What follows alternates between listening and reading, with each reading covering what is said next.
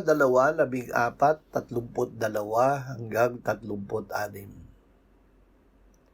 Ngunit si Pedro na nakatayo kasama ng 11 ay nagtaas ng kanyang tinig at nagpahayag sa kanila, "Ang Jesus na ito'y muling binuhay ng Diyos, at tungkol dito'y mga saksi kaming lahat.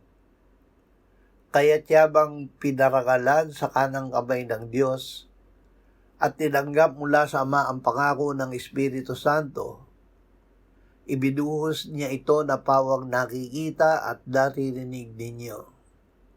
Kaya't dapat malaman ng may katiyakan ng buong sambahayan ng Israel na ginawa siya ng Diyos na Panginoon at Kristo, itong si Jesus na inyong ipinako sa krus." Ibinalik ang karangalan ng tao.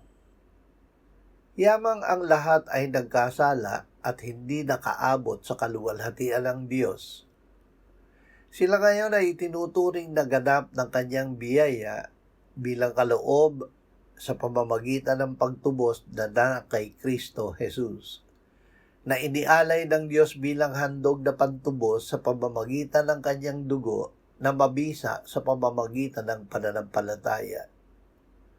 Si Jesus ang tunay na anak ng tao na ngayon ay nakaluklok sa trono at binigyan ng kapangyarihan sa lahat ng kaaway, at siya ang nagbuhos ng Espiritu Santo sa mga tao.